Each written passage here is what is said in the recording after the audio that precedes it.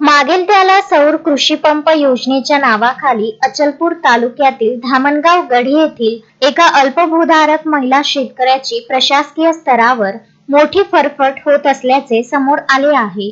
2 वेळा पैसे भरूनही सौर पंप मिळाला नाहीच, परंतु भरलेले जुने पैसेही परत मिळत नसल्याने हतबल झालेल्या रुपाली चोपडे यांनी आता थेट जिल्हाधिकाऱ्यांकडे न्यायाची साथ घातली आहे। मिळालेल्या माहितीनुसार चोपडे यांनी 20 ऑक्टोबर 2025 रोजी या योजनेसाठी 22,971 रुपयांचा भरणा केला होता।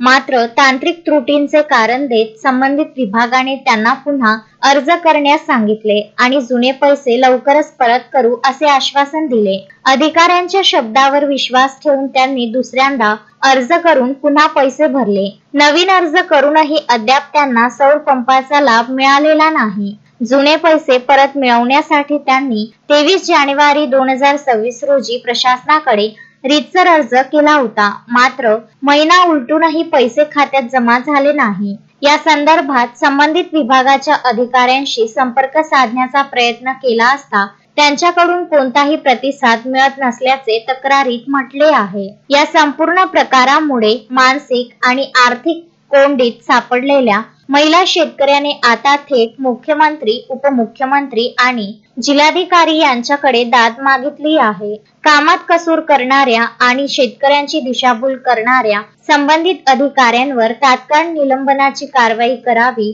अशी मागणी त्यांनी केली आहे। पंकज साबू, विदर्भ न्यूज, अचलपूर। श्रद्धा फैमिली शॉपिंग में जाएंगे हम सभी, साड़ियों की नई डिजाइन देखो यहीं से लाएंगे।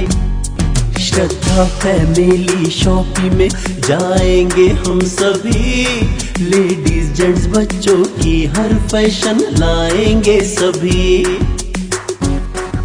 फैशन के सफर में आप भी आगे ही आगे बढ़ते चलिए, क्योंकि बिजीलैंड का सबसे बड़ा आलीशान भव्य showroom Shraddha family shopping and mall, बिजीलैंड कॉम्प्लेक्स, नांदगांव पेठ, अमरावती।